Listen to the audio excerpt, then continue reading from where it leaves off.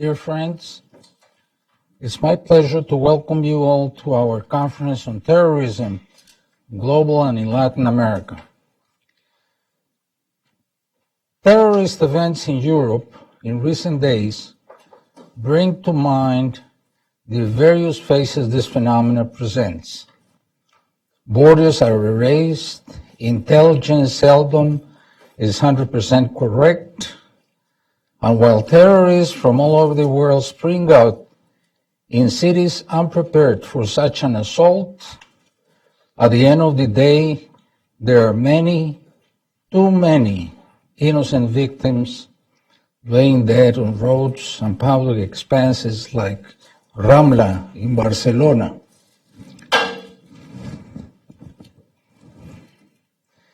In today's world, nobody in Europe, the United States, or Latin America can rest assured that he or she will be exempted from becoming a victim of the present assault on civilization. I recall that many years ago, I had to travel frequently to South America for reasons of my work with the IMF. Those were the years of the Tricontinental Conference held in Cuba under the leadership of Fidel Castro. I like to call him El Padrino, the Godfather, Fidel Castro, which gathered terrorists from all around the world. The Palestinian Arafat was there, as well as Latin American, European, African, and Middle Eastern figures of terrorism.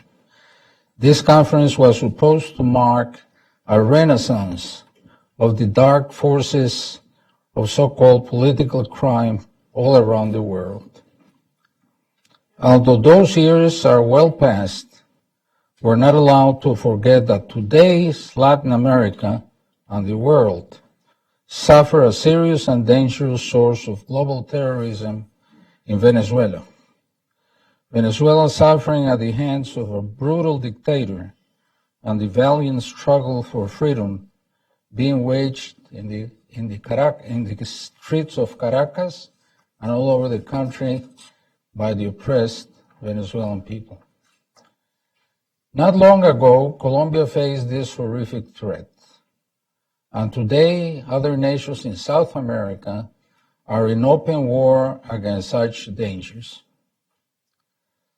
I'm sure we will learn a great deal from the expert speakers gathered here this afternoon. Take a look at their respective background. In the AND program, they inspire respect because of their knowledge and experience in this area. They will speak in the same order they are seated, starting with Ambassador Javier Rupérez, followed by Javier Lesaca and Don Gustavo Tarre, here next to me. Allow me to thank Ms. Rachel Cox, our Director of Public Events, for her key role in bringing this conference about. My personal special recognition to Dr. John Walters for his guidance in making possible this series of conferences on Latin America.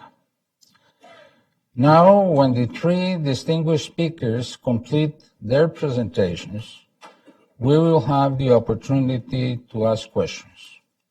And without no further ado, I turn the podium to Ambassador Rupérez.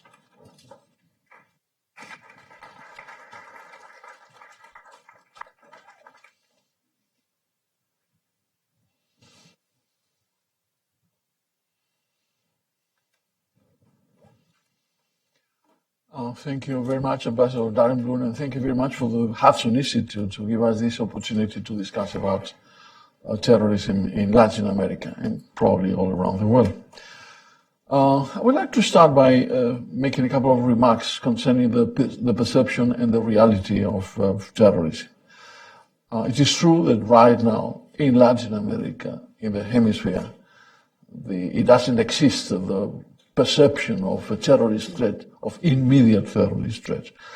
And it's true also that as a consequence, the vast majority of governments in Latin America, and probably all of them right now, do not have that immediate perception of a threat of terrorism.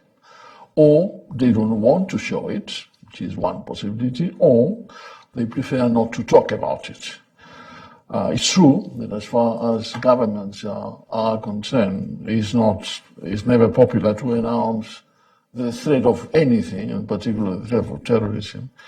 And it's also true that after all, governments have to take care of the moment when they announce the possibilities of problems facing their community, because you have to be extremely careful about when dealing with reality and when dealing with reality beyond propaganda. But this is also true that these are not the times of the Iranian terrorist attacks in Buenos Aires against Jewish interests, both against the Israeli embassy and against the AMIA. You remember both in 1992 and 1994, both with a terrible number of people dead and injured.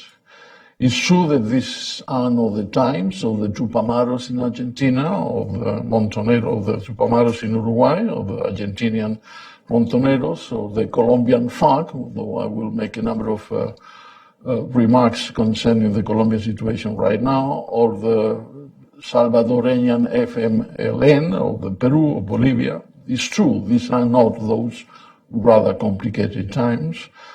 But we have to remember that all those times corresponded to what I would consider to be the definition of terrorism. I was working for the United Nations for a period of time, and one of the problems we have to face there is that there is not an UN agreed definition of terrorism. At the same time, this is a sort of the elephant in the room. We do not know, we do not need the definition of terrorism to know what terrorism is about. And my own personal, it could be several definitions of terrorism, but my own personal definition of terrorism is the violence which is perpetrated by non-state actors using violence with the purpose of achieving political objectives through terror in the population. And that applies to any sort of terrorism, be it the AMIA, be it the Montoneros, be it the ETA in Spain, and many other examples. So whatever opinion, ideas, appreciations we might have of the claim objectives of the terrorism, this is what terrorism is about, is to generate terror with political objectives, with violence within a given population. But we have to take into account as well some other factors which might eventually generate terrorist threats or actions. First of all, and speaking specifically about Latin America, we have to take into account the level of criminal violence, of common criminal violence in some Latin American countries. And we have to recognize that some countries, even in the whole of the continent or the hemisphere, that level is extremely high, unfortunately extremely high. Just two facts to remember and to take into account. With only 10% of the territory, of the global territory, of the world territory in Latin America, 50% of all the criminal induced violence is taking place in Latin America. Remember, 10% on one side, 50% on the other. And just to name a couple of figures corresponding to 2016, in Venezuela, last year there were 29,000 crimes. And by crimes, I mean violent deaths. In Brazil, which certainly the proportion is not exactly the same given the different level of population, were 26,000. 29,000 people being killed through criminal violence in Venezuela in 2016, and 26 in Brazil. And it is also a fact that the systemic spread of violence weakens enormously the social and political structures of the countries involved, giving rise to what we call the failed states, where everything becomes possible, everything bad becomes possible, including the appearance of terrorism. And at present, we can think about the cases of El Salvador, of Honduras, or some Caribbean island states, and all those cases come very easily to the mind. If you listen to the people taking care of the Salvadoran affairs and how they describe the situation in the country, you could come to the conclusion that, after all, that country, if not already there, is very near to become what I would consider to be a failed state. It is also known the fact that the frontier between criminal violence and terrorism is always very much blurred. We, for instance, could think about the FARC in Colombia, and which up to a point they are the best example of that paradigm. Politically motivated terrorists who at the same time thrived in drug trafficking and common criminality. What is the difference? What is the frontier? What is the border between the two cases? Precisely I think it was last week, Vice President Pence was visiting several Latin American countries, and when he was visiting Buenos Aires, he had to say the threat of terror still looms across our hemisphere, and we will stand together to confront it and protect our own people from it. And so too must we stand together to defeat the most immediate threat to Latin America's security and prosperity, the menace of transnational crime. He was right to point out that, after all, the two things come together. Unfortunately, they are very closely related. And certainly we know of criminal gangs existing and active in Venezuela, in Brazil, in Chile, in Peru, in Uruguay, in El Salvador, in Honduras, in Mexico, and in Guatemala. And probably I forget some of those countries, but this is what we know about criminal violence in the hemisphere. Moreover, Latin America is not and will not be isolated from other international realities. In particular, those today pointing out to the threat embodied in so-called Islamic terrorism or jihadi terrorism or violent extremism. In my presentation, in my words, I wouldn't make any difference between all those things. I do not pay necessarily attention to the names. They are all the same. Believe me, there is no insult addressed to the Muslim populations, the people with the Muslim Islamic faith. It's quite obvious that the vast majority of the Muslim population around the world are not terrorists. But it's quite obvious at the same time that those claiming acts of violence and of terrorism in the name of Allah, all those claim to belong to the Islam safe. So we have to take into account the two factors just to when to address this phenomenon. All the jihadi terrorists claim to belong to the Islamic faith. And then we have a number of facts. ISIS, the Islamic State, Daesh, is losing the battle, is losing the war in Syria and in Iraq. But certainly not all of the members of the ISIS have been killed, not all of them have disappeared. One starred ones as well are they. And the security services, the intelligence services, right now have started to use the idea of the squeeze of the lemon. Whenever you squeeze a lemon, you get the best part of the juice, but at the same time you get a number of drops, which are rather difficult to control. You don't know exactly what the drops are going to appear. So when squeezing the lemon of ISIS in Iraq and in Syria, we already know that quite a number of drops have already appeared in Afghanistan. Quite a number of drops have appeared in Libya, in Nigeria, in Mali, in other sub-Saharan countries. We already know, unfortunately, that quite a number of those drops have appeared in European countries, and we in Spain know about that because of the extremely recent and extremely sad and tragic events in Barcelona. So we have to try and imagine where all those drops are going to be found, and certainly when thinking about America, whether some drops could be in some of the countries of the hemisphere. Because after all, if those drops have been looking for refuge and finding refuge in base in Africa and in Asia, why in Europe, why not to look for refuge in Latin America? And this is one of the things that we have to bear in mind right now. And then we have a number of facts we have to take into consideration because of the new and old Muslim Middle Eastern communities are to be found in Venezuela, quite a number of them. As a matter of fact, we already know that the government of Mr. Maduro has granted around 10,000 Venezuelan visas to Iranian citizens.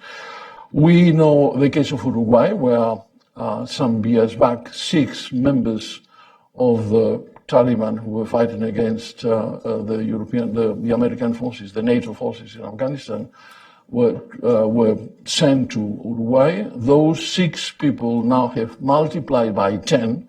There are more than 60 people belonging to the same groups, families, communities living in Uruguay.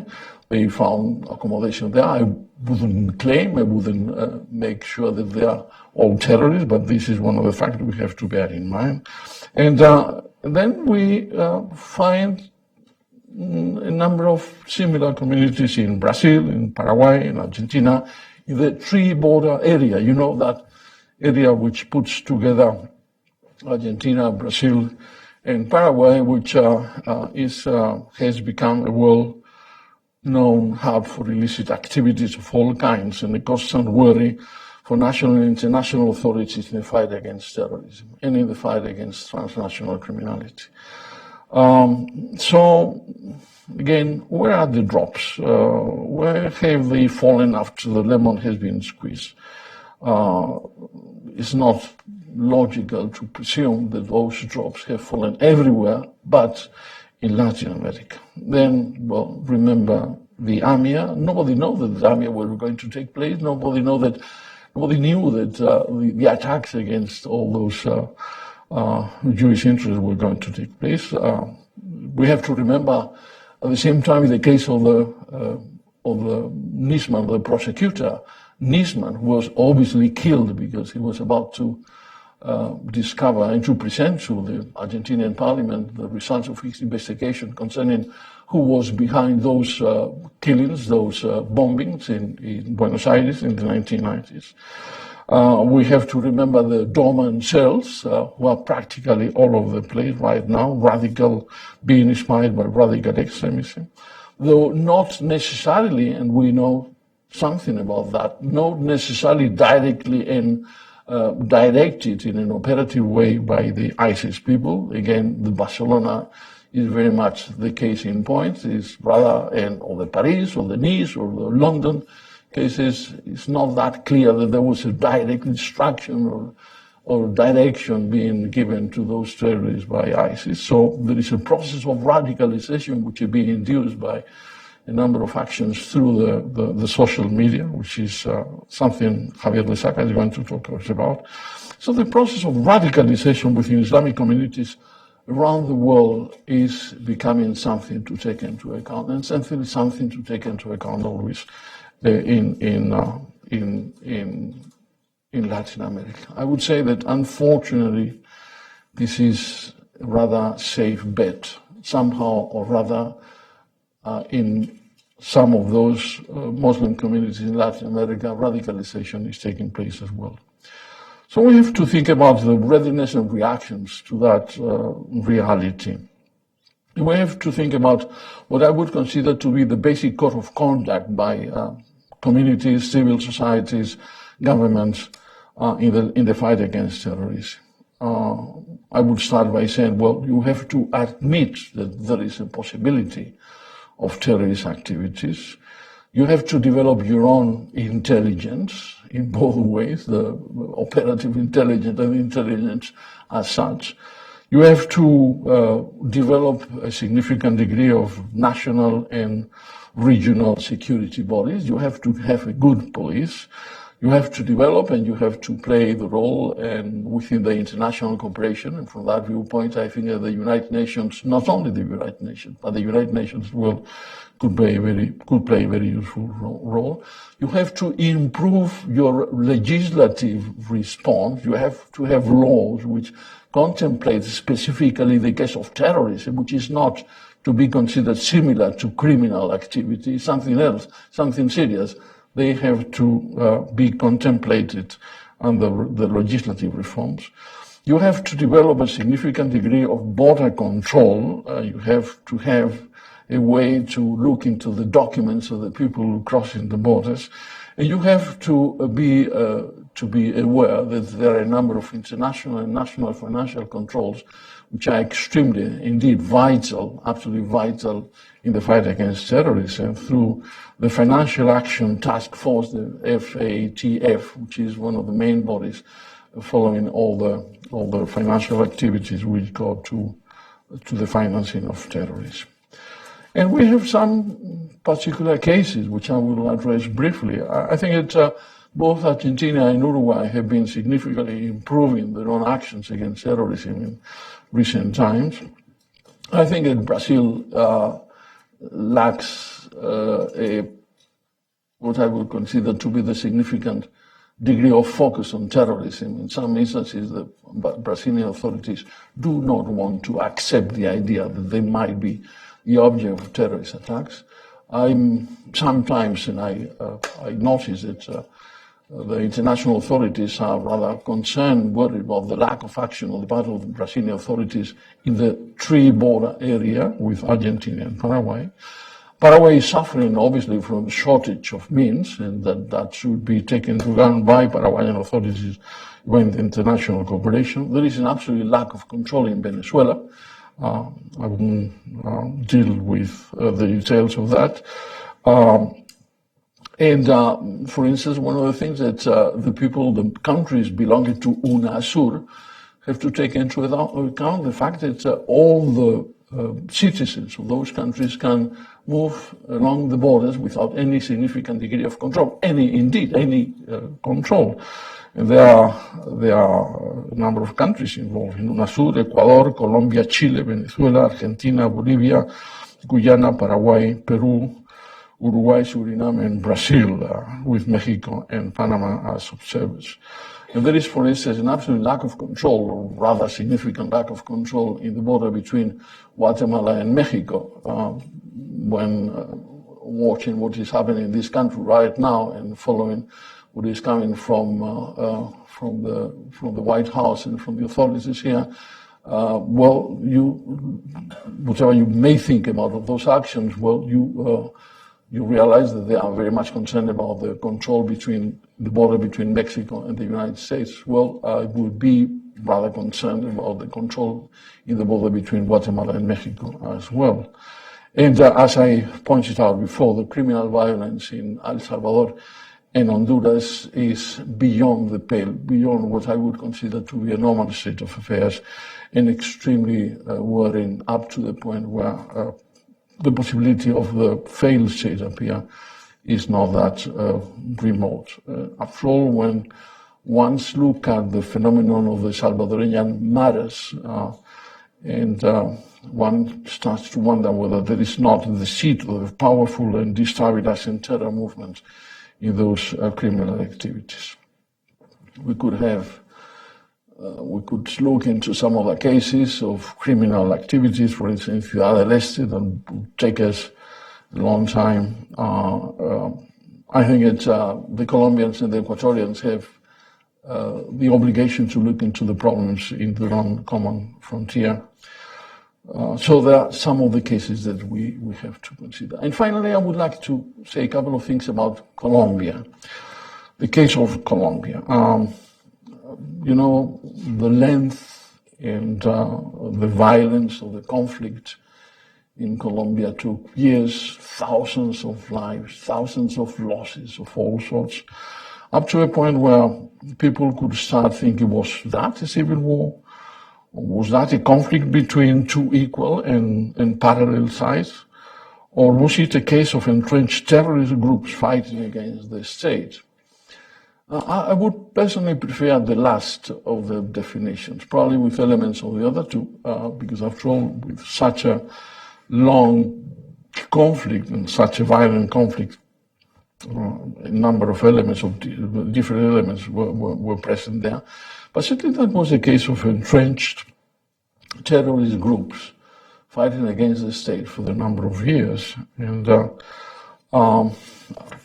but as I mentioned before, those terrorists were moving either on the criminal side or on the political terrorist side. And the Colombian government has dealt with it following the model of a civil war, which needs some sort of negotiation to meet the requests of all the sides. And from that viewpoint, the Colombian government, and I wouldn't like to make any judgment on what they did or how they did it, because after all, it's very much up to the Colombians to decide upon their own national affairs. But they didn't want to hear very much from international organizations, in particular from the United Nations. The United Nations has been, and I again respect the rights of all the countries to do whatever they feel like doing with their own system, but the United Nations was very clearly kept aside, kept apart from the blueprint of that negotiation. And I know very well that the United Nations officials complained about that opacity that the Colombian authorities have kept in that respect. But when thinking about the Colombian case, and when thinking about all the case of terrorism, which might eventually affect Latin America or any other region or country in the world, I think that we have to bear in mind some rules of behavior which are absolutely basic. The first one is that terrorists should not have any impunity. That's the basic rule. If terrorists are granted impunity, that's an invitation to continue with terrorism. The second point is that a very specific role should be given to the victims as the examples of the suffering which has been induced by terrorism, at the same time the need to try and help them socially and even economically in their own suffering. And the third point, which is obviously as well, is that you have to have the rule of law as the basic principle of the governing of terrorism or any other activity in. So the notion of transitional justice is something which doesn't square very well with the idea of the rule of law. It doesn't square very well with the idea that no impunity should be given to terrorists. The idea that indiscriminated pardon should be given to former terrorists. The idea that the victims are being forgotten or hidden in the post-conflict. The idea that there is some ways to circumvent the process of the rule of law. The idea that violence could be a price is extremely, extremely dangerous for the keeping of peace, stability, democracy, prosperity, whichever you may call it. In the end, I will draw some conclusions. We do not have anywhere in the world 100% security that we are free from terrorism. There is not such a thing as absolute security, among other things, because we have to try and balance which is the price between security and liberty, as we all very well know.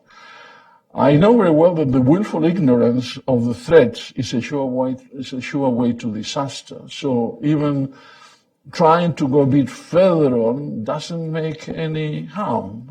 Better to be well prepared and nothing happening than not to be prepared at all. The weaker the societies in their own political, economic, and social structures, the higher the risk they suffer from terrorism. That's another thing we have to take into account. The Latin American countries need, in general, to develop a better, stronger, and more determined attitude in face of eventual terrorist threats.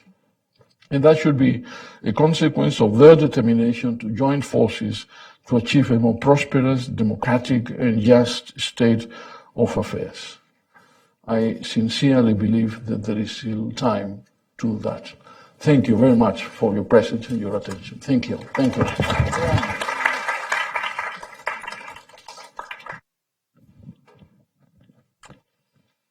Hello, hello. It works? Yeah, perfect. Well, with your permission, can I put here the book? Yeah. Well, this is just a book I've just published 1 month ago about what I'm going to explain. Okay, it's called Armas de Seducción Masiva. It's in Spanish, and explains how contemporary terrorists all around the world are seducing young people from all around the world in order to commit terrorist crimes and activities. Okay, so I mean, most of my explanation is about the book. Okay, can I have the presentation? It's yeah. Okay, perfect. Great. Okay. Okay, I think I'm missing. Okay, I'm gonna start with this one. I really need your collaboration in this presentation, okay? So I really want to make it very interactive because I think I'm going to learn more from you than you from me in some cases. But what would you say about this image? I mean, come on, what are the fun, okay? What else? Huh? Hair, yeah, what else? Multi-ethnic, what else? Come on, let's gonna say words. Fun, multi-ethnic, huh? Comrade, yeah, of course. What else? Yeah, can we say they are like hipsters even? Yeah, it might be, why not? I mean, would you say that, this image is related with, we're talking about like a brand of a company. Would you say that the values added to those brands are positive or negative? Negative? Positive. Who thinks negative? Who thinks positive? Positive, definitely. Positive, okay. Well, this is an ISIS campaign aimed to the United States. It was released on November 2016.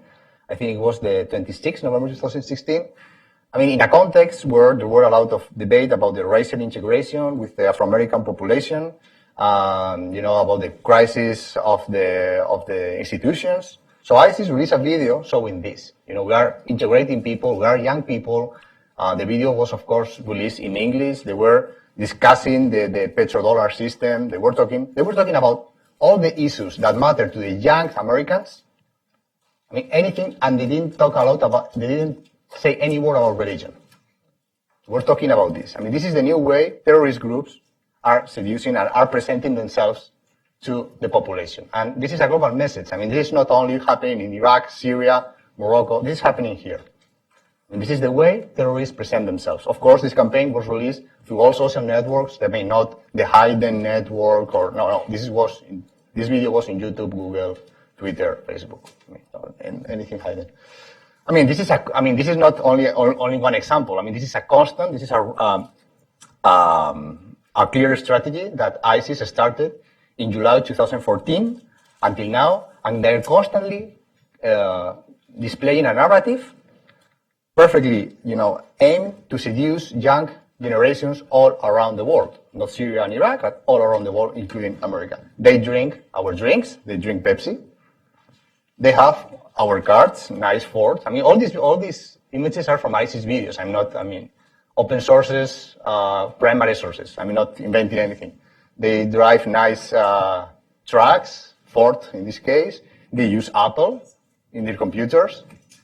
They do scuba diving. Why not? I mean, the caliphate is something fun. They make, sports, adventures. It's not about going to pray in the mosque with, like Bin Laden used to do, in a hidden cave in Afghanistan. Who wants to be that? No, come on. Go scuba diving and play with the Mac. And drink Pepsi. And of course, you can take care of little children in Raqqa. I mean, can you tell me something about the face of this guy? Does he look like Bin Laden or like Ayman al-Zawahiri or something like that? You know who is this person? Anyone knows? He's pretty famous. Oh, sorry. It's Abu Youssef al-Australi. He's a former surfer from Australia. And he is taking care of the little children in the hospital of Raqqa. I mean, if you read his biography, he used to be a playboy, he used to drink, he was cheating his girlfriend, he has a lot of girlfriends in Australia. And suddenly, he went to take care of children in the Islamic State in Raqqa. I mean, he's not killing somebody or throwing homosexuals from a roof. He's talking the same cultural language that all of us. I mean, ISIS is presenting itself not only in the same cultural language, but they're presenting themselves as an NGO. That makes a lot of sense to the global generation. I mean, and this is important to understand. And of course, I mean, this is what the Islamic State pretends to say. I mean, when they say that they are a state, they really make a big effort to say that they are a state. So this is an image of when they talk about the police of the Islamic State, they show like this super fancy software to detect the crimes, like just like a CSI, like Grissom or Oratio in Miami. They use like the same techniques. Of course, it's fake. Of course, this is post-truth. Of course, this is fake news. But we are in a world that doesn't matter the reality. What matters are the perceptions. Daesh is creating this perception. And of course, the caliphate is something family-oriented. Came here with your children, ate ice creams in the amusement parks. So this is a global message. This is seducing people in US, in America, in Spain, in Morocco, all around the world. This is the biggest threat, the mass seduction threat of the Islamic State. And it's not, and this is something that sooner or later any other violent extremist group is going to copy from Islamic State because it's really working. 35,000 people from 100 different countries, according to UN data, have joined Islamic State in 3 years. Those figures, Al-Qaeda didn't obtain these figures ever. And Al-Qaeda, basically it's a travel agency moving people all around the world to do jihad in Algeria, in Bosnia, in Afghanistan. In 3 years, with this kind of communication, with this narrative, ISIS has seduced 35,000 people from 100 different countries. Some of them, even they are not related with Arab background or Muslim culture ever. Okay, you know who is this guy? Well, I'm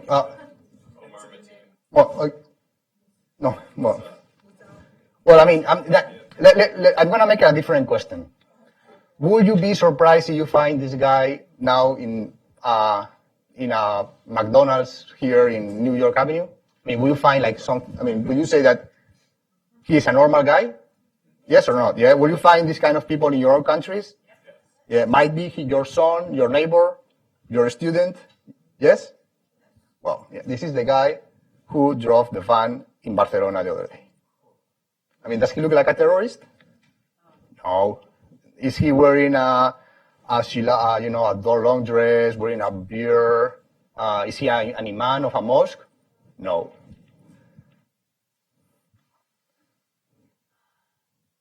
Those are the people of the attack of Barcelona the other day. The beach, with nice. Look, this is the Islamic State. AK-47 branded like a Louis Vuitton bag. This is the profile of one of the terrorists of Barcelona. It's something that is about culture. It's about seducing people with sentiments.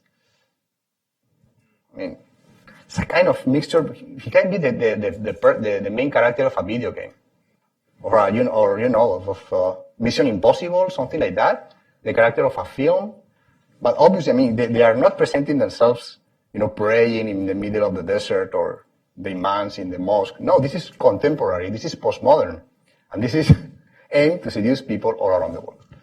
Okay, so how Islamic State has distributed these messages? Since January 2014 until today, they have distributed more than 1,300 videos on social media, like these ones. 1,300. This is more like the White House, the Pentagon, the United Nations. Half of the resources of the Islamic State is communicate, seduce people all around the world. Segmentation. They have segmented the messages. They have created 39 global producers audiovisual producers to create different messages from different audiences. So they are doing marketing segmentation, like the most important, companies all around the world. They are using language segmentation, not only geographical segmentation, but language segmentation. It's true that almost 80% of the videos of Islamic State are in Arabic, so the main target of their messages are, of course, North Africa and the Gulf states. But we see that 20% of the videos are in other languages. Those other languages are 33% in English, 24% in Russian, 22% in French, German, Somali, Turkish, blah, blah, blah, blah, blah, blah. The first video in Spanish was released yesterday. The first video in Spanish ever of the Islamic State. But you see, I mean, these audiences in English, they are talking to a global audience. And they have created a net of own media. The own media of ICE, that they include a department of press release, a department of infographics, a newsletter, magazines in 5 different languages, which Dabiq is not working anymore. It's in English, Dar al-Islam, French, Istok, Russian, Constantini, Turkish, and Rumaya. Rumaya is the main magazine of ISIS now. It's in English. Al-Naba, look at the style of this. I mean, if I don't say you that this is like an ISIS magazine, and if you go to the airport and you go to Hudson, and you see these magazines, will you be surprised? And, I mean, suppose that you don't know this is an ISIS magazine. Will you be like surprised? I mean, no, this is our same cultural language. Look what they do when they make a publication for the Arab countries. They make Al-Naba, which looks like the magazines in the Arab world. This is cultural segmentation. This is playing with aesthetics. A news agency, super smart. I mean, trying to say, okay, we make like a propaganda, and then we make our own news agency that doesn't look like propaganda. So once again, the matter of perceptions. AMAC magazine, the AMAC news agency, it doesn't look like a propaganda tool of ISIS. It looks like an independent agency. So I mean, you have to be very aware, or you have to really know that this is not an independent news agency, because the images are not like edited, or are raw images but with the frame of ISIS, and you have your own application where you can download the products. It's a very savvy element. A radio station, website is not working anymore. Yeah, the visual producers in Iraq and Syria, but also in Yemen, all these countries. And then the thematic segmentation. What I mean with thematic segmentation, ISIS is talking about 4 different things. Only about 4 different things. They have only 4 different. They are showing interviews with terrorists from all around the world. They are showing battle scenes. I mean, ISIS showing himself as a powerful army able to defeat any other army in the world. And they are showing positive governance images or messages. I mean, showing themselves as a state, as a modern state. I mean, not as a old, middle-aged caliphate. No, as a modern state like US or like Trinidad and Tobago, for example. I'm going to talk about that later. And then another part of the videos are violence as a spectacle, that are, killing hostages, basically. Well, I'm going to start with Daesh as a social movement. Daesh has shown in its video, first one question. You know how many times the leader of ISIS has appeared in the videos? We've talked that ISIS has released 1,400 videos in 3 years. Do you know how many times appeared Abu Bakr al-Baghdadi in those videos? One. How many times appeared Bin Laden and al-Zawahiri in the videos of Al-Qaeda? All. Basically.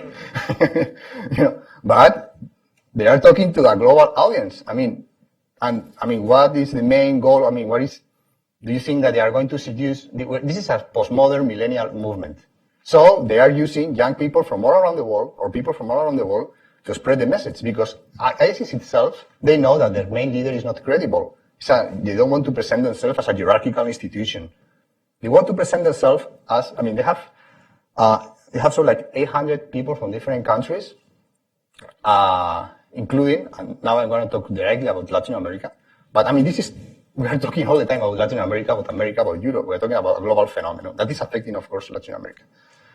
There are 5 people from Latin America in those videos. Abu Said al-Mujaher, from Trinidad and Tobago, with his 3 kids. Abu Abdullah from Trinidad and Tobago. Abu Khalid from Trinidad and Tobago. And Abu Abderrahman al-Trinidadi from Trinidad and Tobago. And Bastien Alexis Vázquez, which is a Chilean. He appears in one of the first videos of ISIS. And then, if we're talking like in a Latin Ibero-American broad, the next one will be like our Our Spanish citizen, Mohamed Yassin Agran-Pérez, that appeared yesterday in a video of Daesh. He's a Spanish citizen that is in Daesh. Those are the 5 people who, the 6 people, the six speaking, the 6 citizens that speak Spanish in the videos of Daesh. Or not Spanish, from Latin America, like Spain. So, of course, Daesh is doing a campaign. Also, although the campaign is global, they are also making segmentation to seduce people from Latin America and the Caribbean. So, this is not something that, as I said before, is not happening only in Iraq and Syria. All of us are vulnerable, including our countries. When I talk about Daesh as a victorious army, if you see, all the videos, how those videos are framed, what do you think about this video? Which is something interesting for you about this video? About this image? This is the way they present the battles. It looks like a, yeah, and especially about a video game Call of Duty. Yeah. So this is a way of presenting battles that it's cool. The guys we've seen from Barcelona, they used to play this all the time. So Daesh is not, this is the way they are seducing people around the world. And that are the same video games that people in Latin America are playing. The most popular video game in Buenos Aires is the most popular video game in Raqqa, because this is a global Western culture that is spread all over the world. The social contract, this is super important. And, Daesh is presenting itself as a government that is giving public services to the Sunni population in Iraq and Syria.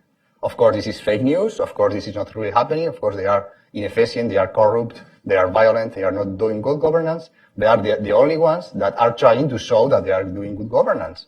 So Daesh is a populist movement in Iraq and Syria saying that they are doing good governance. So they're going to pay attention to the importance not only of doing good governance, but of showing that we are doing good governance. Okay? This is the Grissom or the Oratio of Daesh. He's the man in charge of, the scientific police. And this is also this is all the public services that they show they are releasing in the region in Iraq, for example. Look, they show how they keep the roads, the maintaining of the roads, the traffic, electricity, health, water, cleaning, judiciary system, education, charity, local alliances, communication, agriculture, commerce, building. So they are taking care of a lot of issues. So this is important. And then finally, the last thematic of ISIS is violence as a spectacle. You will say, how can you seduce people by killing hostages, by, doing like beheadings or by, throwing someone from a roof? Because they are framing that kind of violence as the same cultural language of the audiences. Once again, they are talking the same cultural. So, for example, this is a video of, in the top are videos of Daesh, and in the downside is like films, real films. So ISIS is, this,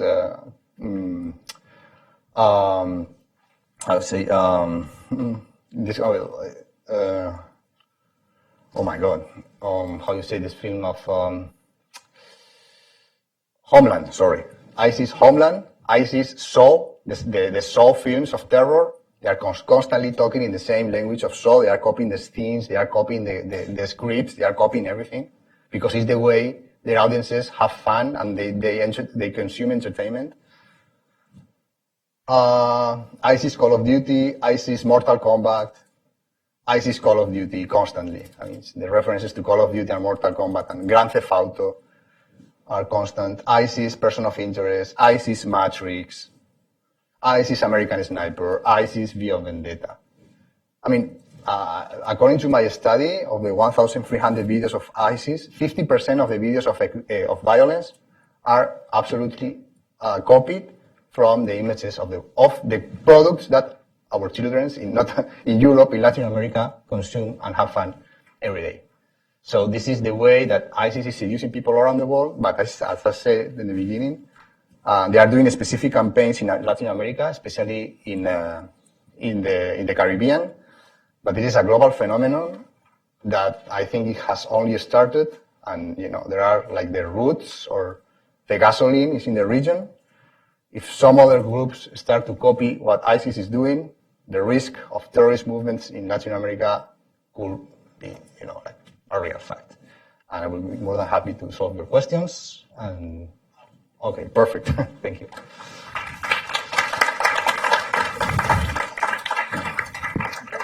Sí.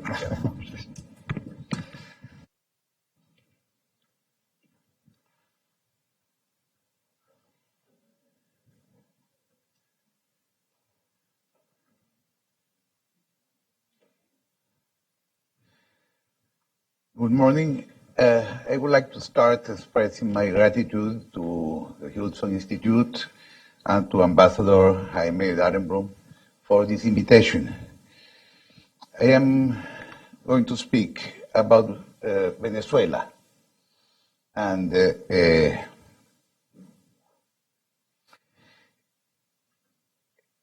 more than the main part of my presentation is about political violence, but I am going also to speak about terrorism.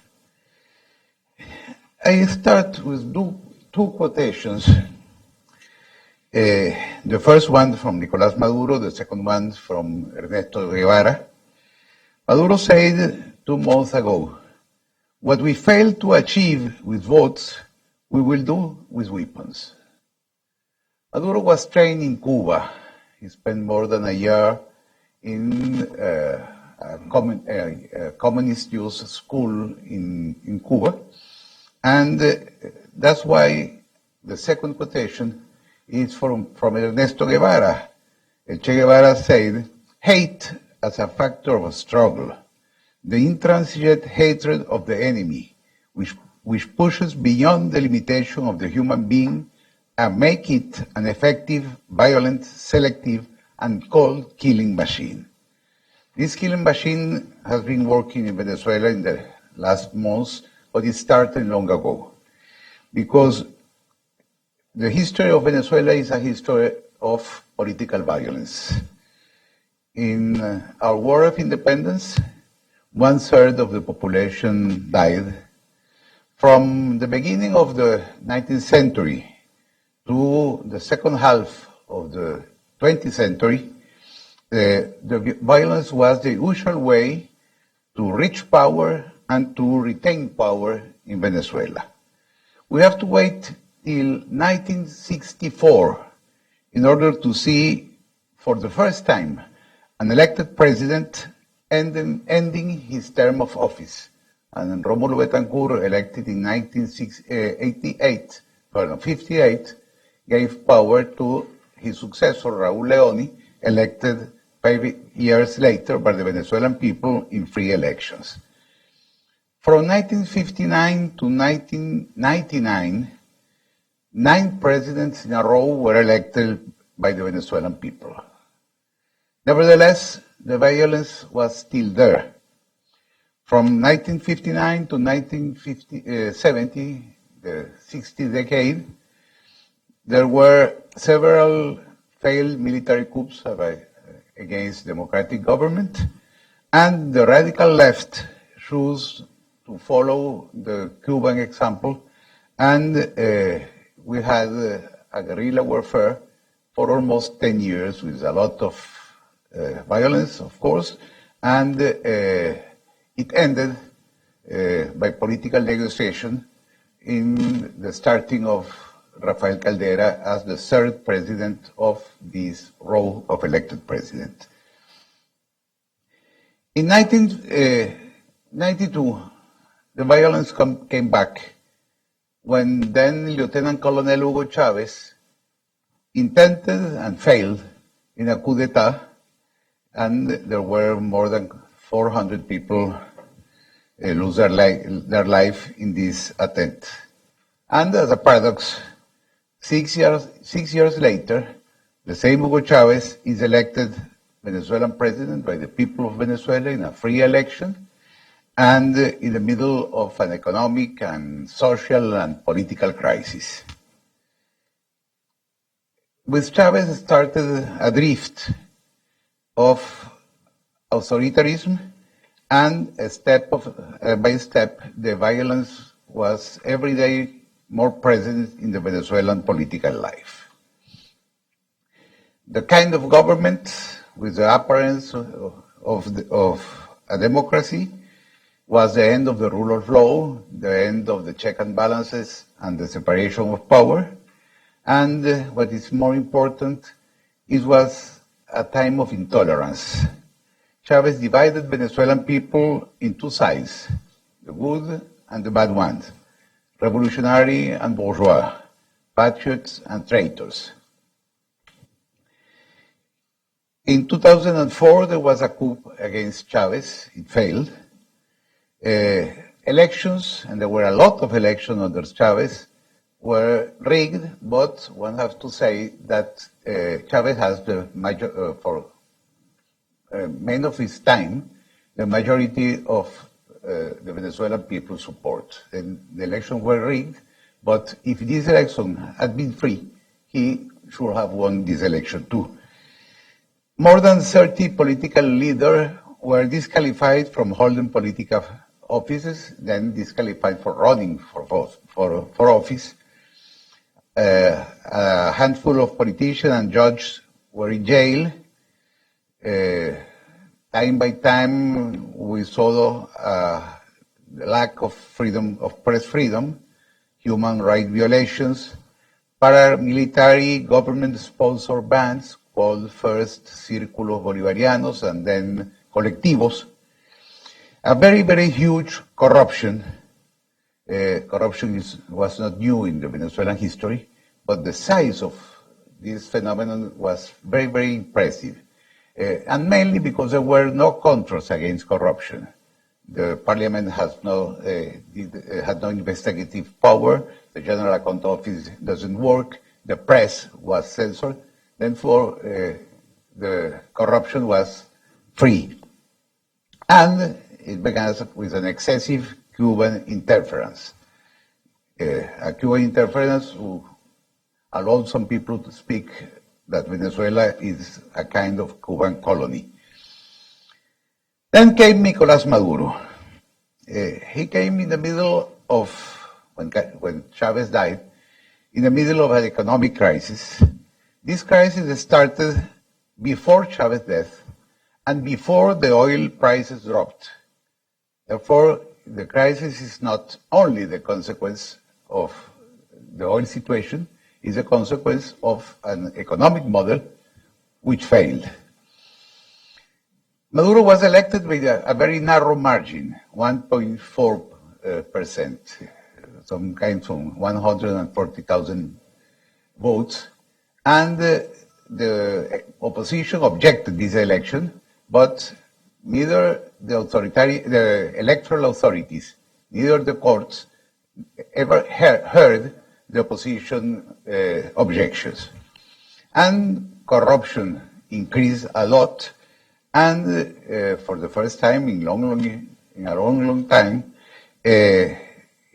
we started to have a scarcity of basic goods. In February 2014, there was a student and popular uprising, and 40 people, most young people, lost their life. A practice initiated by Chavez was followed by Maduro. It was to empty the content of opposition electoral victories in elections. For instance, when a governor or a mayor of a city was elected from the opposition, all the constitutional powers for governorship and mayorship were stripped, and the money, the budget too. There was a constitutional referendum in 2007. Chavez wanted to change the constitution. He said that the constitution of 1999 was the best of the world, but 8 years later he tried to change this constitution in order to establish a socialist government in Venezuela. It was his first electoral defeat. The no in the referendum beat the sí, which was the answer Chavez was asking. But what happened after that? Of the 40 reforms of the Constitution, 39 were put inside the legal order in Venezuela by normal laws approved by Parliament. That means against the Constitution. But all what the people say no was then introduced to our legal framework. In Venezuela, there are now 450 political prisoners convicted by courts. Among them, some are very famous, Leopoldo Lopez, that you see here in the picture, Antonio Ledesma, who is the mayor of the city of Caracas, 13 mayors, opposition mayors of important cities are or in jail or in exile. And 5 days ago, the Attorney General, which in Venezuela is appointed by the President, as here in the United States, but is not a part of the cabinet. She was a Chavista loyalist, but started to split, and she was fired, and now, 5 days ago, she has to go to exile because she was going to be sent to jail. In 2016, the electoral authorities refused to hold a recall referendum. There were the signatures asking for the recall, but the electoral council says no, it's not possible, we have no time, we have no money. And the regional elections were postponed with same arguments. They say that in an economic crisis, there was a kind of luxury to have spend money in elections, while there was so many problems in the economy. And the last 3 years has been a time of economic disaster, and this year, 2017, is a year of political disarray. Oh, I forgot to. As I have it here, I forgot all the... Okay. There we are. Okay. I have some graphics from the Venezuelan economic evolution in the last times. They are well known, but they are very impressive. We have here the black market. You can buy a US dollar if you have the good contacts and pay 10 bolívares. If you have not so good contacts, you pay 200 bolívares.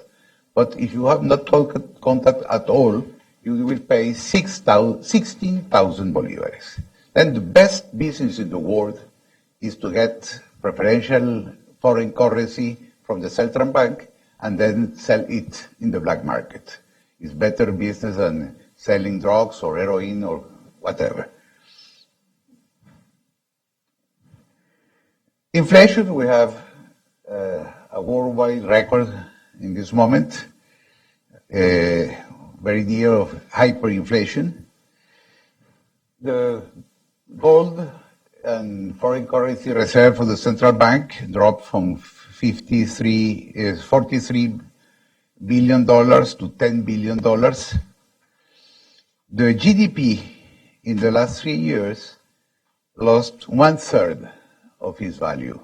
And as you see, the last figure is for 2017, and we are in the middle of the year. It's absolutely sure that this figure is going to increase. And we have, at the end of the year, almost 50% less of GDP. The food scarcity, you have seen in newspapers and on TV, people eating from garbage. And the scarcity, the level of scarcity is now 80%, was 80% in 2016, and it's higher right now. In April 2017, this year, a judgment of the Supreme Court deprived the National Assembly of all its constitutional power. And it started a 4-month popular uprising with a toll of 129 deaths, 5,000 people were arrested, 2,000 were injured, and 4,050 prosecuted, mainly, all of them civilians, but mainly by military courts. You can see scenes of violence.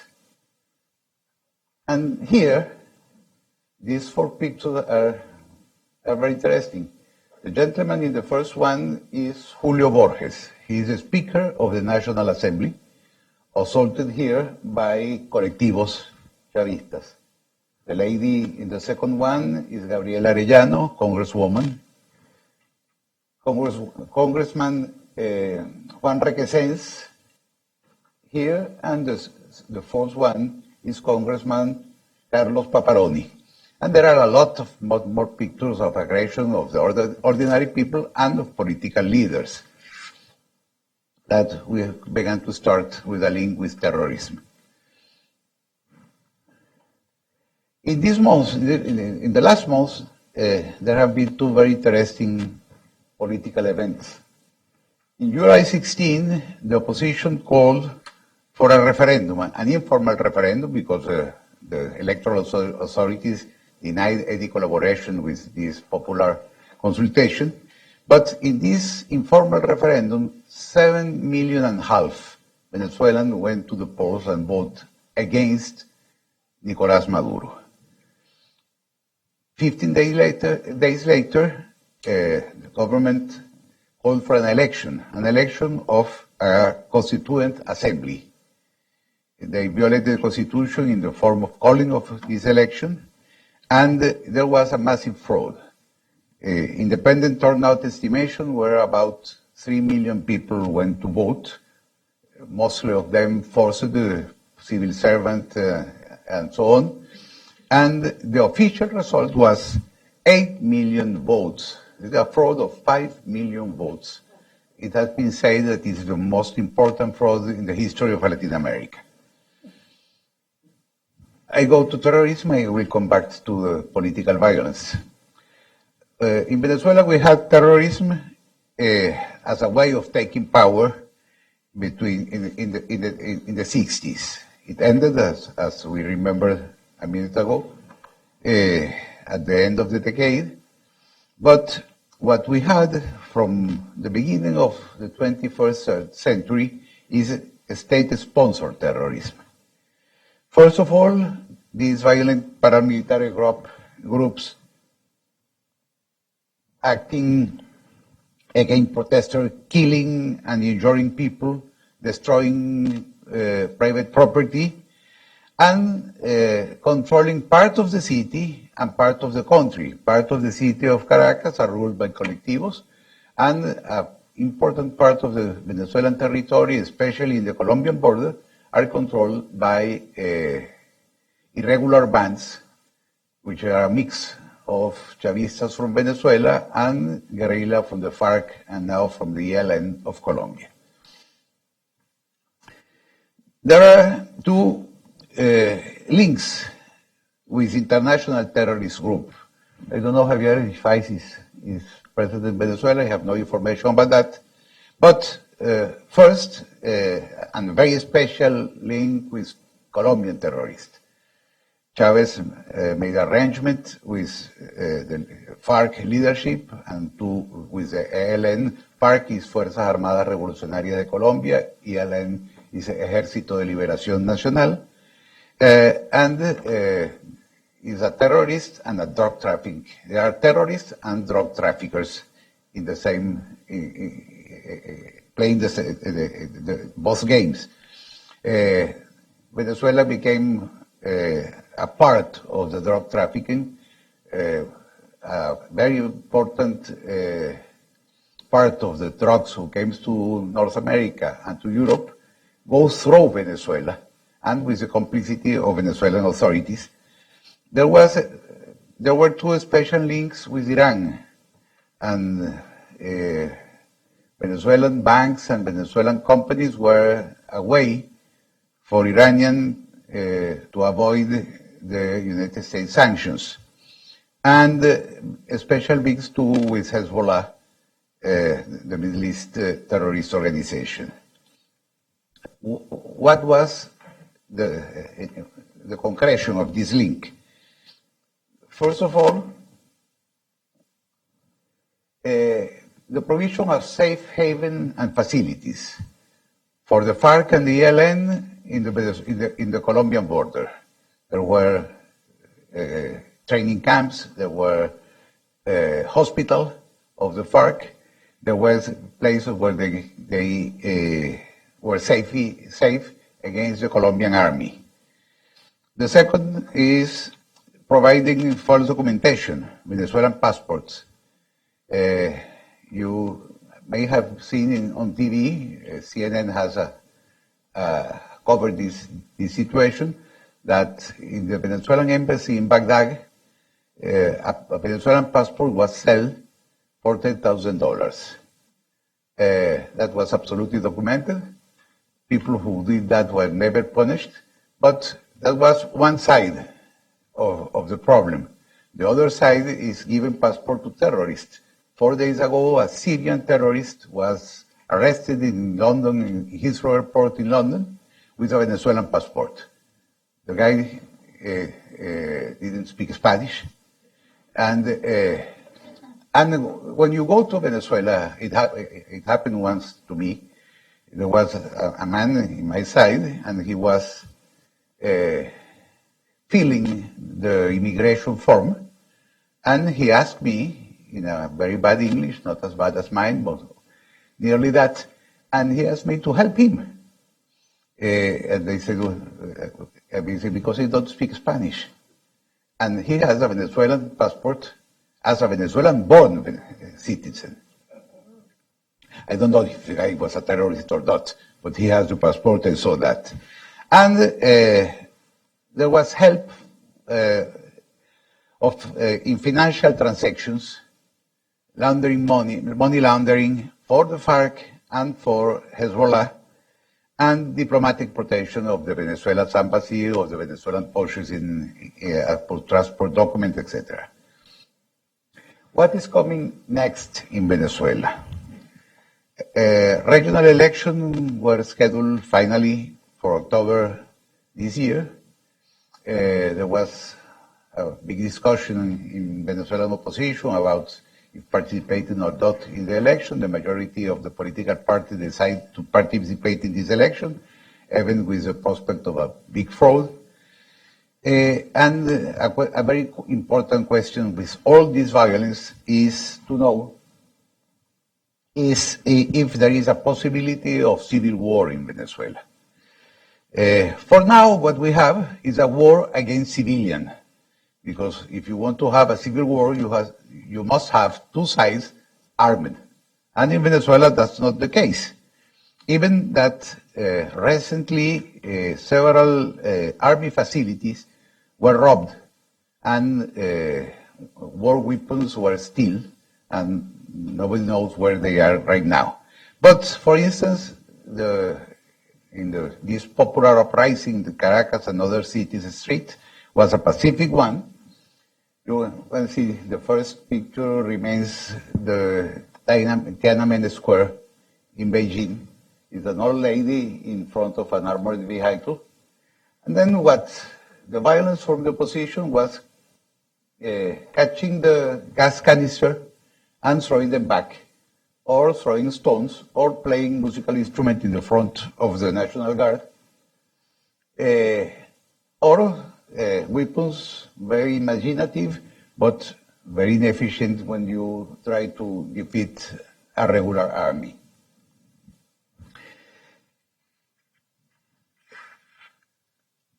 What comes next? I continue with that.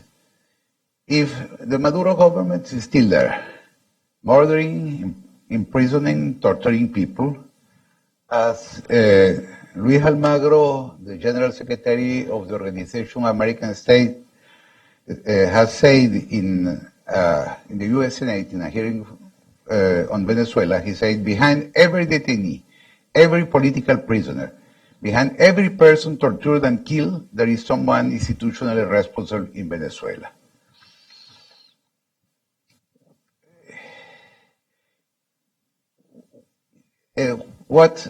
which are the possible scenarios, and I finish with that. The first one is an open military dictatorship. It may be with Maduro or without Maduro. I don't think that Maduro have ever read Talleyrand, but Talleyrand said that the only thing you cannot do with a bayonet is sit on it. And this is what Maduro is making. His only and important support are the military, and military are loyal to the government until the day they make a coup and the government is out. And there are a lot of rumors that Maduro is no longer useful to narco-traffic generals and he's going to be deposed.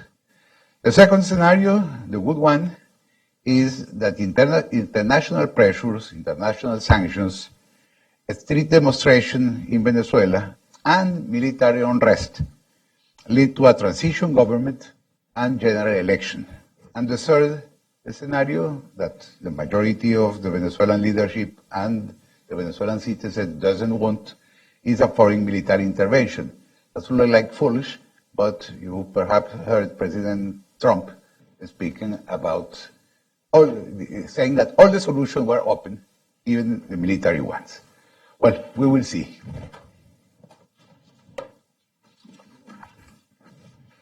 Listo.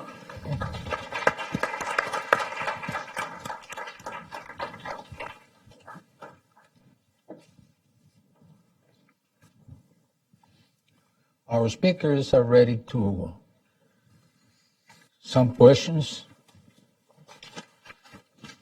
And the first one is that lady. Yep.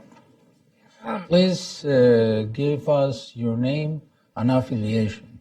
Mary Carrick, no affiliation. The first man's presentation really just sort of reminded me of Could you stand up, if you don't mind? it would remind me of why a lot of people agree that Donald Trump wanted to build a wall. But the second guy, I'm not really sure what that, except for the later part, had to do with Venezuela, that all these Middle Eastern terrorists, that's what they are coming into the West and now Latin America. Don't you think it's a good idea for countries to close their borders and be more careful who we're letting in? And for the gentleman from Venezuela, I have heard that Venezuela has the largest oil reserves and the second largest gold reserves. I've also heard that Chavez's daughters are either the richest person or the richest woman in Venezuela, and then people are hunting pigeons down on the street. So where is all this money going to?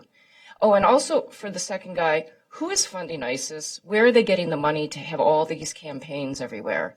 I have never really heard anyone in the media or in the government address that. Okay, thanks for your questions. It was addressed to you. For me? For me or for? No, terrorista. Whoever. Okay, very brief. Two questions. First to the first one, the financing. Well, I mean, Islamic State, it's in the richest regions of Syria. For example, in the region of Al-Hayr, Deir el-Zor, or the valley of Deir el-Zor in the south west, no, in the southeast of Syria, in the border with Iraq, is where all the major field gas and petrol fields are in Syria, and they've been under control of that, and they are selling to, they are selling that gas and that oil. I mean, that's the main revenue of ISIS. Regarding the, maybe I didn't explain correctly in my presentation. I mean, regarding the borders. I mean, the five, for example, the 5 people from Trinidad and Tobago, they are not Middle Easterns going to Trinidad and Tobago. They are people from Trinidad and Tobago. I mean, the boys that attack in Spain, they have Spanish national passports. I mean, they are not Middle Easterns going to Spain. I can say you, I mean, most of the people from the attacks in, no, their parents.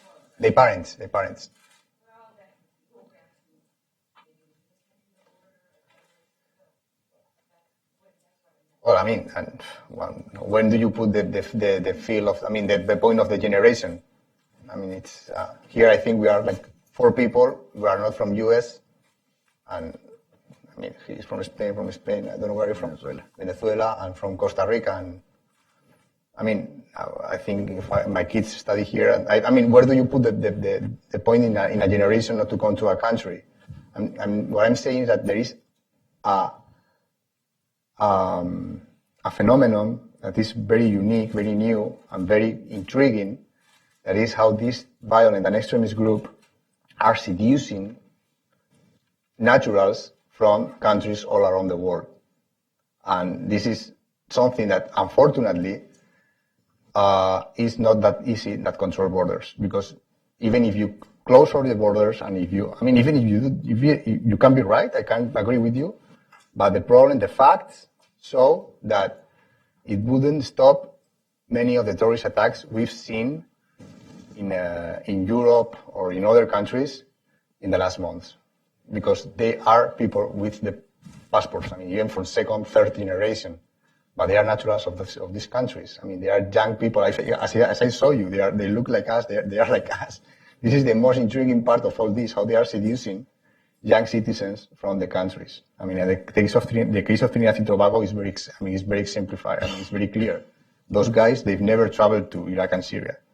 They have been living all their life in Trinidad and Tobago.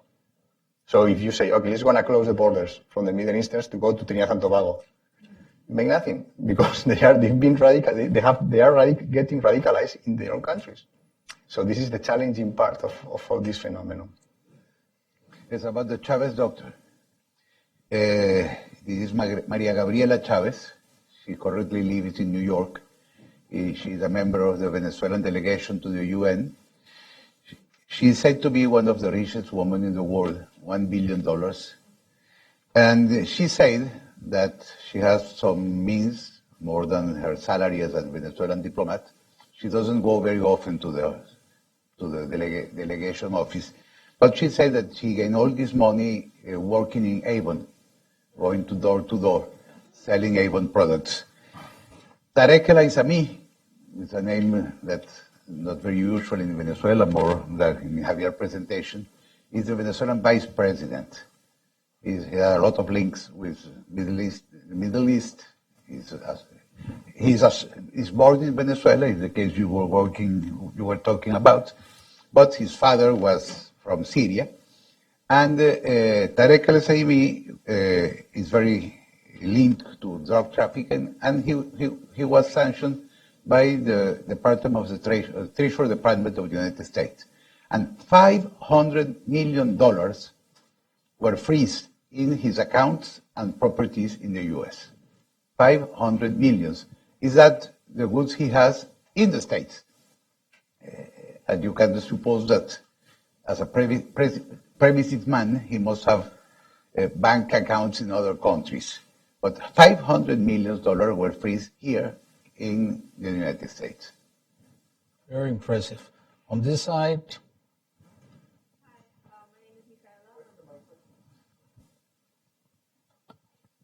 my name is Micaela from the Foundation for Defense of Democracies. I'm interested now in Luis Ortega's trip to Brazil and her accusations of linking Maduro and Diosdado Cabello and all the leader party members to the Odebrecht scandal and Petrobras, and coming back to talking about good governance and being able to use laws that are already put in place to kind of start litigating against and prosecuting these people. Do you think that this would be a good way to start legal proceedings into the corruption of the Venezuelan government by using the already created Lava Jato case against these people? Thank you, Micaela. Luis Ortega has a lot of information, but because she was with the regime from the beginning, and she knows everything, and that's a reason because she is in danger, because she knows everything, and that is like the mafia. If you violate the omertà, the rule of silence, you are risking your life.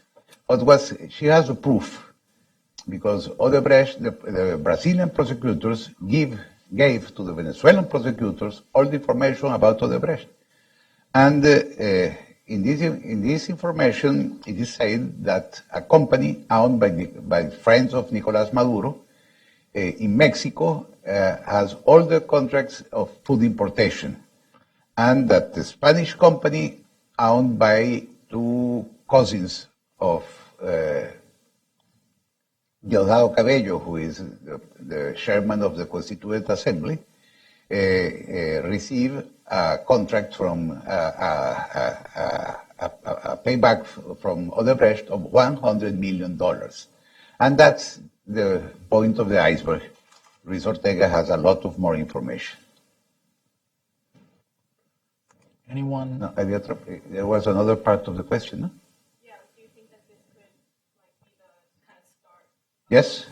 All the information. The problem with corruption is information, and until now, the information comes mainly from defectors or from the press, and this one is a very, very big defector.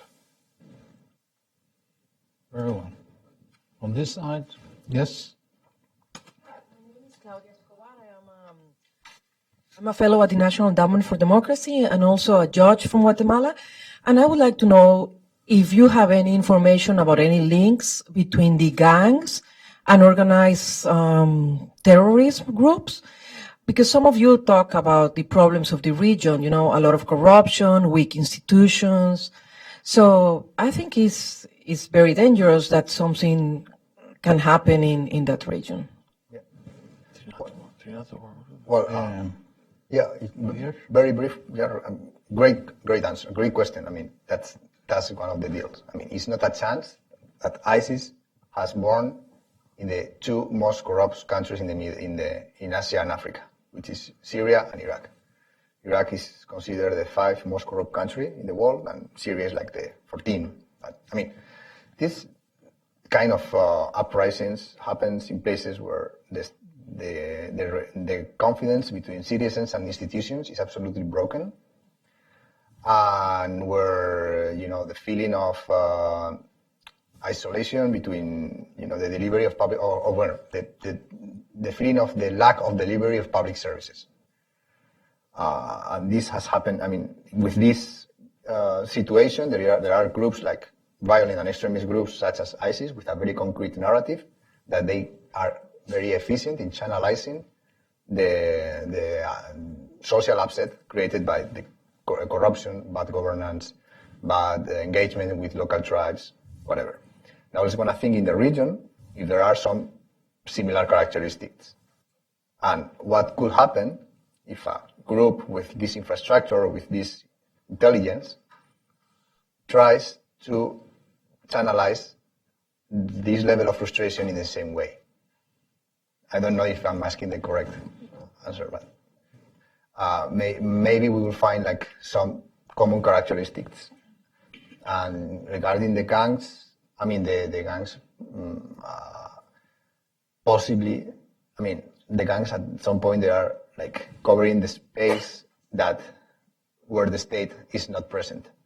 And they are doing, I mean, the gangs at the end of the day, they are delivering public services.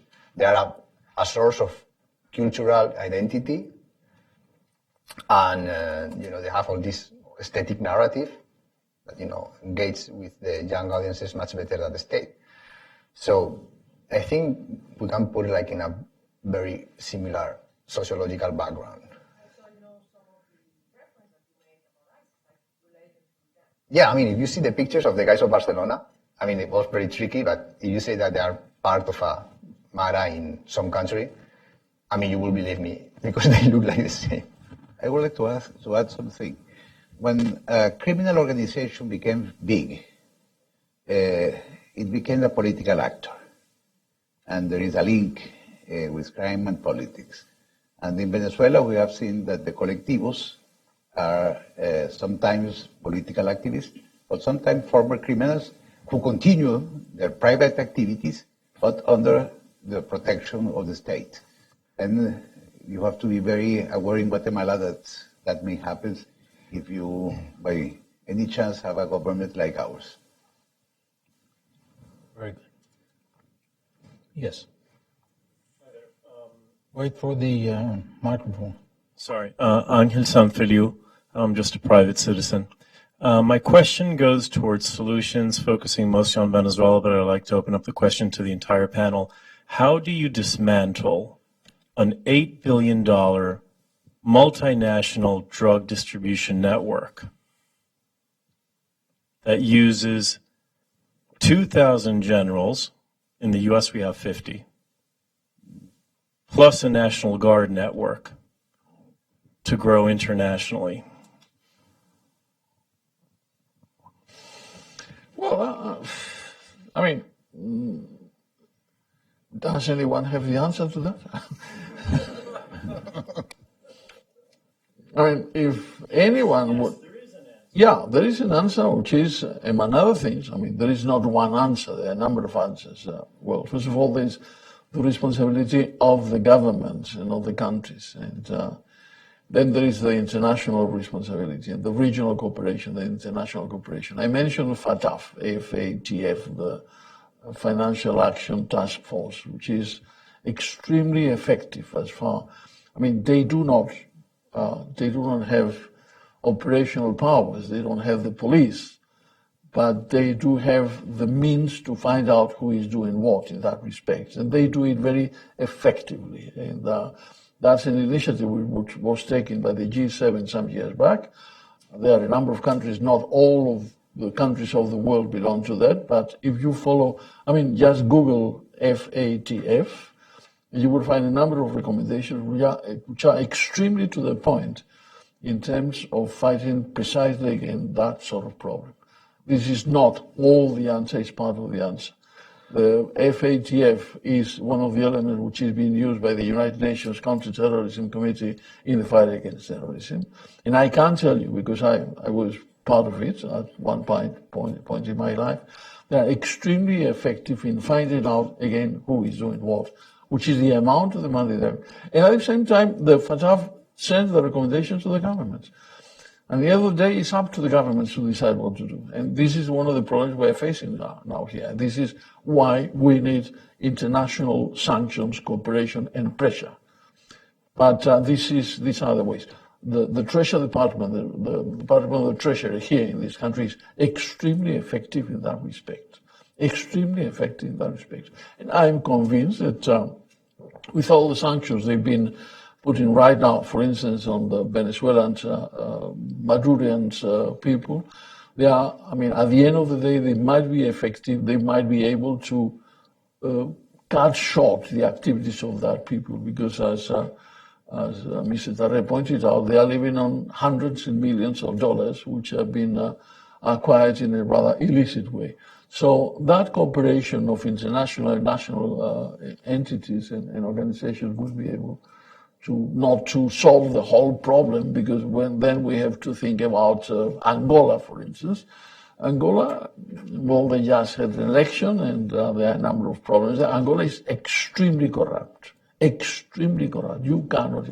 South Africa, I mean, you go on and on and on and on. But if we look into the Western world, be it Europe and the United States, plus a significant number of nations in the Western Hemisphere and some Asian countries as well, you can find that there is the will, there is the power, and there is the possibilities of starting, well, not starting because the fight is already there, but being partially successful in that fight.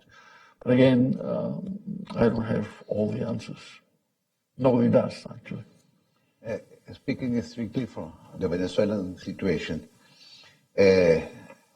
there is a cartel in Venezuela whose name is Cartel de los Soles. In Venezuela, the insignia for general are not stars, but suns. Cartel de los Soles, that means that there's a cartel of generals. But they are not, all the generals are not drug traffickers, and all the military officers are not traffickers. Then it's not very difficult, and everyone knows, because when you have this kind of money, you don't hide it. Everyone knows who is who in Venezuela. Senator Marco Rubio said that Diosdado Cabello, the chairman of the National Constitutional Assembly, is the Pablo Escobar from Venezuela. And the names are known.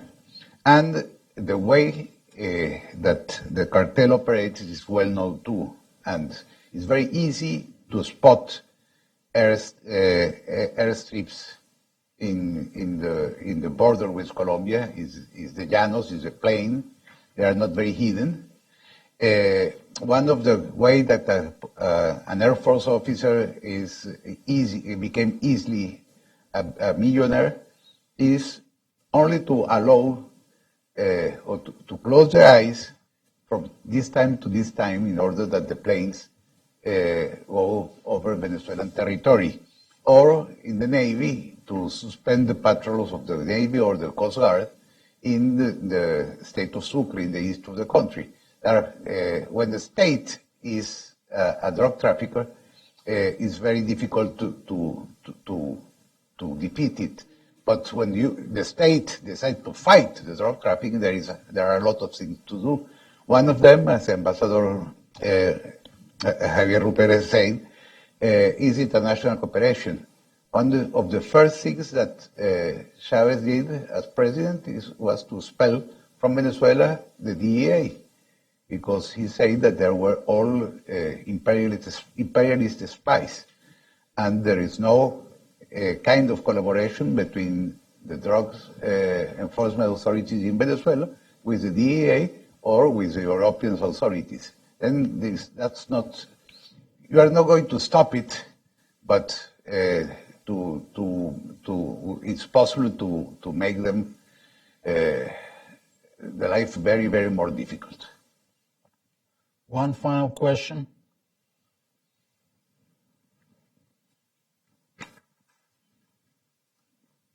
Hi, I'm Emilio from the Vicente Ferrer Foundation, and my question is for the guy who wrote the book about ISIS. It's like, how many channels ISIS can have in social media in Spain or in other countries, and also what the government is doing to prevent those channels and those content going to the young audience, more or less? Is there any number? And also, is the things that we saw in Barcelona a few weeks ago, or last week, the attacks, so the pattern is going to be in groups, like the thing that we are saying, attacking in group of friends, of guys who contact each other because they consume the same content, or people is going to do it alone, or isn't any, pattern established for that? Thank you. Yeah, very, very fast also. Every campaign the infrastructure, the media structure of Daesh consists on 39 audiovisual producers, one radio, one department of infographics, one department of news, one department of musical channels, even the nasheeds. It's like a very well prepared media infrastructure based on, any multimedia company that could be in the market. It's pretty professional. How they distribute this content? Every campaign consists more or less between 400. Most of this content is shared by Twitter and Telegram. Every campaign contains or is participated or is broadcast by 400 Twitter accounts created specifically only for distribute that campaign. They use bots, and they tweet between 1,500 messages in every campaign. They distribute a campaign videos. Now they are distributing a video. It's like one every 2 days, something like that. This is the numbers of what they are. The technology companies, what they are doing a lot. At the beginning when I started to do the research, it was like the links of the videos were were able for months. Now those links or those videos remain for between 2-4 hours. That's the time the companies take to cut that.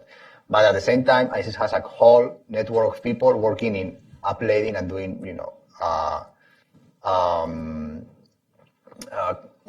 constantly creating new links. So it's like playing mouse and cat every time. And regarding the stereotypes, the problem or the challenge of this new kind of terrorism is that they don't follow a pattern. It would be an error to try to, create like, this is the pattern of the new terror, of the terrorists. This is the, to establish like, the problem of this is that it's very unpredictable. So you can find like, it's gonna find only in the last 2 years, we have like a terrorist attack produced by a cell organized by ISIS, like the terrorist attack in Paris and in Brussels. There were cells created by ISIS with trained people in Syria. They, make these people travel to Europe. They have a structure. They have weapons. Like machine guns, AK-47s. They have explosives, and they commit the terrorist attack. They have a net of buildings where they can hide after committing an attack. So this is one model. Then we have a model of a lonely wolf. People like the Westminster attacker in London, someone that, follows the instruction of ISIS in social media. They radicalize himself, and then they commit an attack with a car and a knife that you can buy, a knife that you find in your house. And then you have a model like in Barcelona, which is like some lonely wolves that they gather together, and there is something from outside that coordinates everything, but we don't have any evidence that the attack has been prepared in Syria and Iraq, like in Brussels and Paris. So I think it would be like an error to try to, establish like models, because, this kind of terrorism is going to break all the time the models. So yes, we have to see the facts and see what's going on in every case, because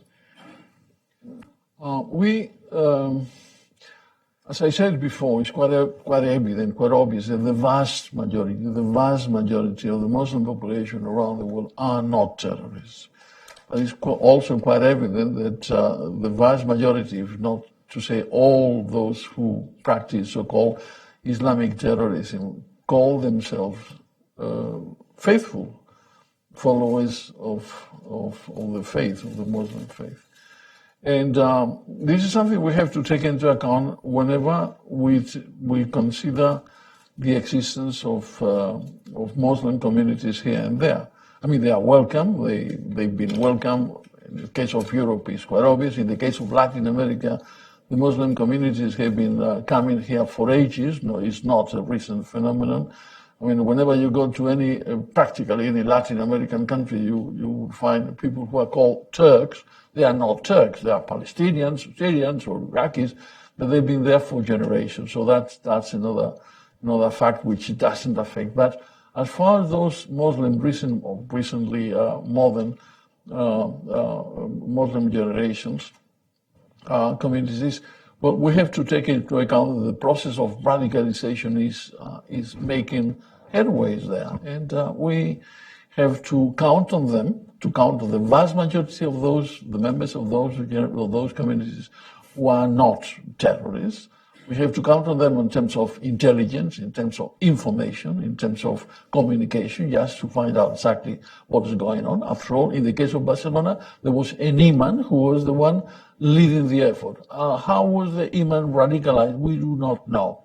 Whether it was through ISIS, the social media, whatever, he was radicalized. He was preaching something which wrongly, in the name of Islam, was promoting violence. This is something we have to take into account, just to make able to integrate those communities. And the second point is that we do have, and this is a European reflection, we do have to tell those communities that they are living there, they are welcome there, they're working there, they are well, in general, they are well integrated, they go to schools there, they enjoy all the social security advantages of the society and so on and so forth.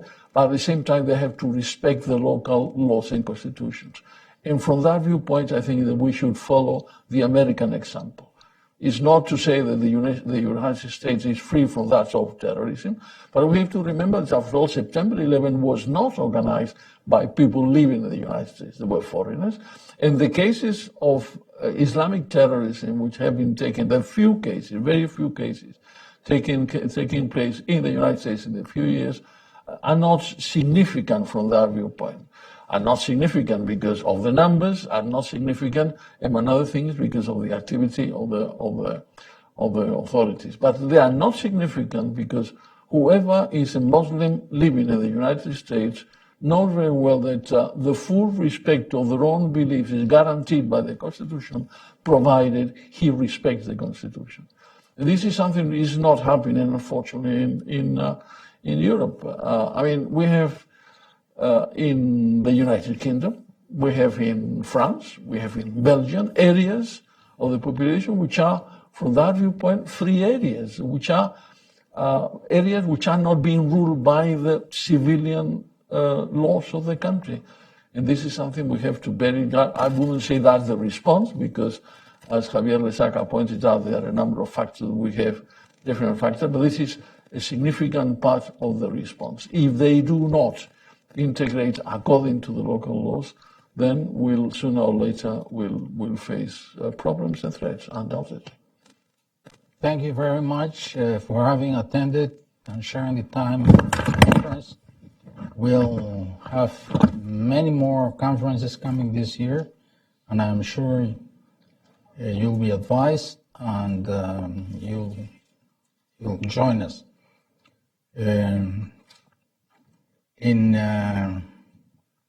I will suggest that we finish our program with a final round of applause to our